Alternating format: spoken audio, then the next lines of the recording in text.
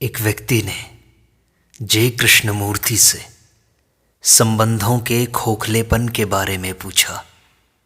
उसने पूछा कि हमारे जीवन में सारे संबंध खोखले हैं, क्योंकि न उनमें दयालुता है, न सद्भावना है। और इस खोखलेपन को हम धर्म के काम में लगकर, संस्थाओं में जाकर उस खोखलेपन को भरने की कोशिश करते हैं। जीवन बड़ा उलझा सा लगता है। कृपया प्रकाश डालें। तब कृष्णमूर्ति ने कहा, क्या आपका प्रश्न यह है कि हमारा जीवन खोखला है और हम प्रेम शून्य हैं? हमें प्रेम का नहीं पता। हम इंद्रियों की सनसनाहट को जानते हैं, दिखावे को जानते हैं, प्रदर्शन को जानते हैं, काम वासना की ललक को जानते हैं, किंतु इनमें कोई प्रेम नहीं रहता। फिर कैसे इस खोखलेपन में बदलाव लाया जाए? कोई कैसे उस लौ को पाले जिसमें धुआं ना हो? यही प्रश्न है ना आपका? तो आइए इस मुद्दे के सच को जानकर साथ साथ मिलकर इसकी तहकीकात करते हैं और इसे समझने का प्रयास करते हैं। हमारा जीवन खोखला और खाली खाली सा क्यों है?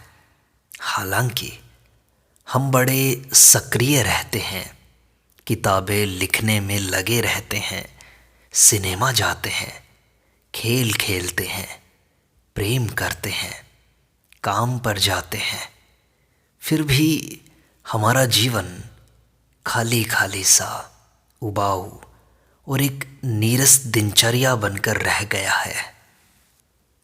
हमारे सारे संबंध इतने दिखावटी, इतने खोखले और इतने बेमानी वाले क्यों हो गए हैं? हम अपने जीवन को इतना तो जानते ही हैं कि हमारे वजूद के कोई खास मायने नहीं हैं। हम उन सूत्रों, सूक्तियों और विचारों को दोहराने में लगे रहते हैं जो हमें रटा दिए गए हैं महात्माओं द्वारा, प्राचीन या फिर अर्वाचीन संतों द्वारा। हम किसी न किसी अगुआ के पीछे चलते रहते हैं, वह चाहे धार्मिक हो, राजनीतिक हो या फिर बौद्धिक, मार्क्स हो, ओडलर हो या क्राइस्ट हो। हम केवल ग्रामोफोन रिकॉर्ड जैसे हो गए हैं जो सिर्फ भर दिए गए को दोहराता चला जाता है, और इसी को हम ज्ञान कह देते हैं। उसे हम कंठस्थ कर लेते हैं, उसी को बार बार गाते रहते हैं, किंतु हमारा जीवन फिर भी बेहुदा रहता है, उबाऊ और कुरूप बना रहता है। क्यों? यह ऐसा क्यों रहता है? ऐसा क्यों है कि हमने मन की बातों को इतना अधिक महत्व दे दिया है? हमारे जीवन में यह मन इतना महत्वपूर्ण क्यों हो गया है? मन अर्थात अवधारणाएं, विचार हर समय औचित्य सिद्ध करने, मापतोल करने, संतुलित करने और हिसाब किताब करने की हमारी फितरत। हमने इस मन को इतना असाधारण महत्व क्यों दे दिया है? हमारे कहने का अर्थ यह बिल्कुल नहीं है कि हम भावुक हो जाएं, भावनाओं में बहने लगें। हम इस खोखलेपन को जानते हैं। खिन्नता के इस विचित्र एहसास से हम वाकिफ हैं। हमारे जीवन में इतना बड़ा खोखलापन, ये सारी नकारात्मकता आखिर क्यों है?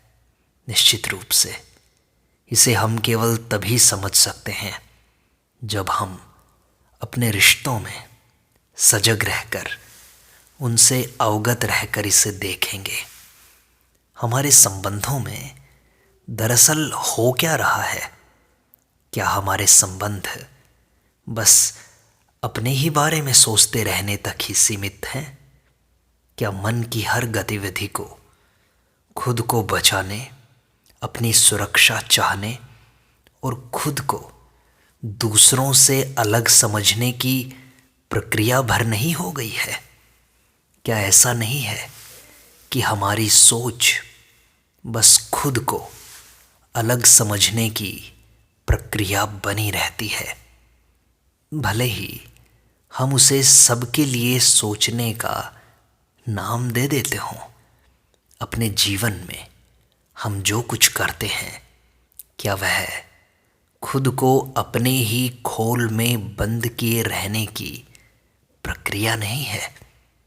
अपने जीवन में आप यह स्वयं देख सकते हैं। परिवार अपने आप को खुद में समेट लेने की, अलग समझने की और अलग कर लेने की प्रक्रिया बनकर रह गया है, और अलगाव होने के कारण निश्चय ही वह प्रायः वैर और विरोध की भूमिका में आ खड़ा होता है। इस तरह हमारी हर गतिविधि हमें अलगाव की ओर ले जाने वाली हो गई है, और इसी से खोखलेपन और खालीपन का एहसास पनपने लगता है।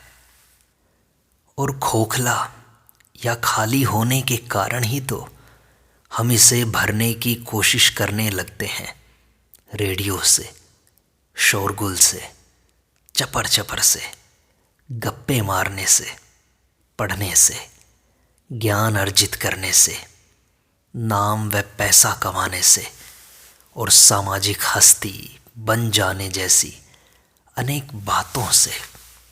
किंतु ये सब अपने आप को खुद में समेटने वाले काम ही तो हैं, और इसलिए ये हमारे अलगाव को और बढ़ा देते हैं।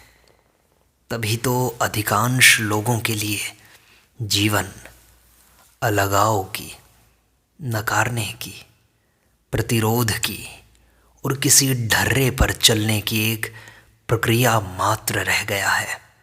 और निश्चित ही इस प्रक्रिया में जीवन दरअसल जीवन नहीं रह जाता है। अतः खालीपन और खिन्नता का एहसास पनपता रहता है।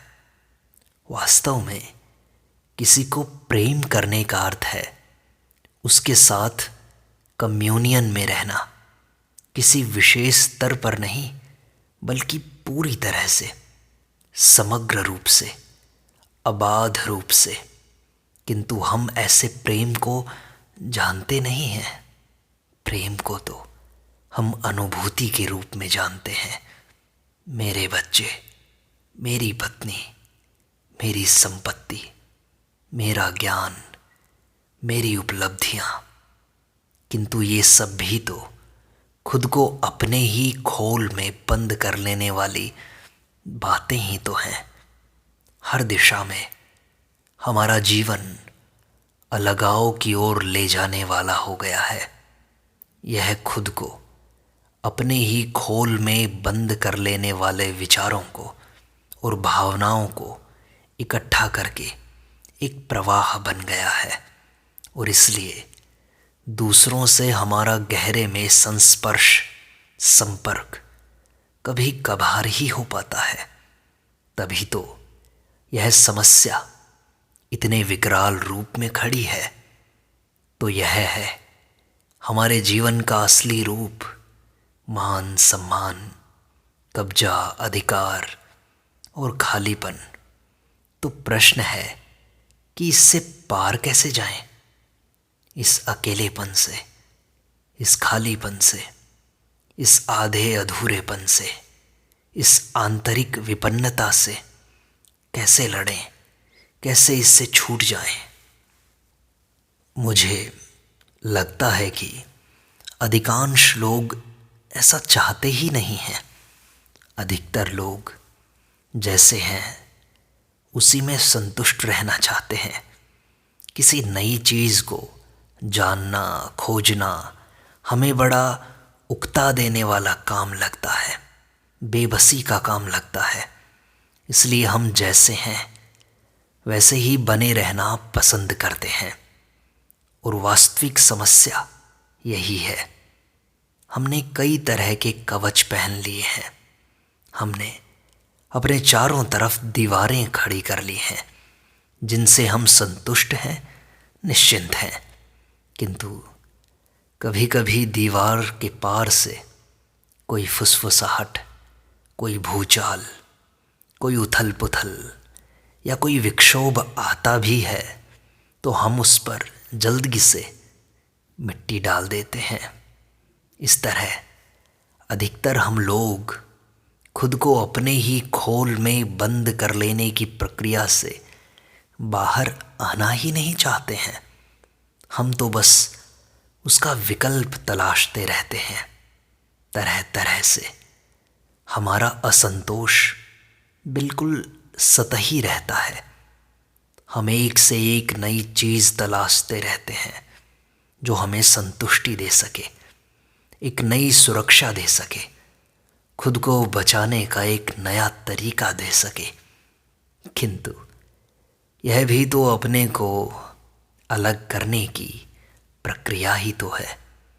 ऐसे में दरअसल हम अकेलेपन से पार और परे जाना नहीं बल्कि उसे और सबल करना चाह रहे होते हैं ताकि वह स्थायी हो सके और कोई उससे छेड़छाड़ भी न कर पाए।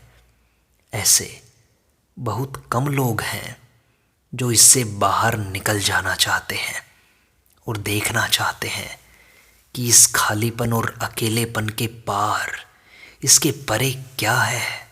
जो लोग अपनी पुरानी सोच में ही कोई नई सुरक्षा तलाश लेने की फिराक में रहते हैं वे उसे पाकर संतुष्टि महसूस कर लेते हैं। किंतु निश्चय ही कुछ लोग ऐसे भी हैं जो इन सब के पार चले जाना चाहते हैं। आइए हम जरा उनके साथ चलते हैं। लेकिन अकेलेपन और खालीपन से पार पाने के लिए हमें मन के इस पूरे गोरख धंधे को पूरी तरह समझ लेना होगा। जिस चीज़ को हम अकेलापन और खालीपन कहते हैं, आखिर वो है क्या? हम यह कैसे जानते हैं कि यह खालीपन है, यह अकेलापन है? वह कौन सा पैमाना है जिसके अनुसार हम यह घोषित करते हैं कि यह वह है या नहीं है? जब आप कहते हैं कि यह अकेलापन है, यह खालीपन है, तब आपका वह पैमाना क्या रहता है? आप उसे अपने पुराने पैमाने से मापकर ही ऐसा कह रहे होते हैं। आप कह देते हैं कि यह खालीपन है, आप उसे यह नाम दे देते हैं और ऐसा मान लेते हैं कि आपने उस खालीपन को समझ लिया है। क्या उसे यह नाम देना ही उसे समझने में आड़े नहीं आता? हम में से अधिकतर लोग उस अकेलेपन को अच्छी तरह जानते हैं जिससे कि हम भाग रहे होते हैं। हम में से अधिकतर अपनी आंतरिक विपन्नता से, आधे अधूरेपन से बखूबी परिचित रहते हैं। यह कोई एकदम पैदा हो गई चीज़ नहीं है, यह तो एक सच्चाई है और इसको कोई नाम दे देने मात्र से हम इससे निस्तार नहीं पा सकते।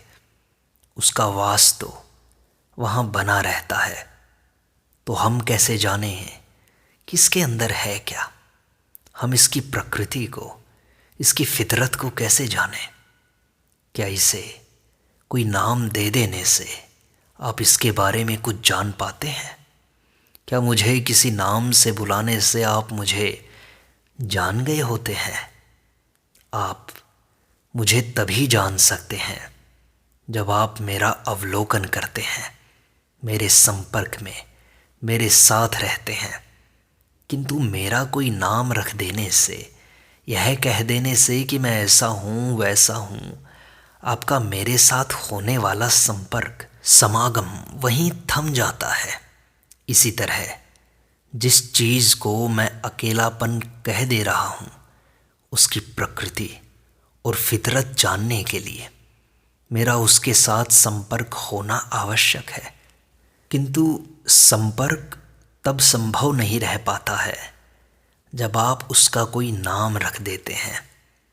किसी चीज़ को समझने के लिए सबसे पहले उसका कोई नाम रखने से पीछा छुड़ाना होगा। यदि अपने बच्चे को आप कभी समझना चाहते हैं, हालांकि इसमें मुझे संदेह है, तो आप क्या करते हैं? आप उसे ध्यानपूर्वक देखते हैं, उसे खेलते हुए पूरी तवज्जो देते हैं, उसे पूरे ध्यान से अवलोकन करते हैं, उसका अध्ययन करते हैं। जब आप किसी से प्रेम करते हैं तब स्वाभाविक रूप से उसके साथ आपका संपर्क रहता है।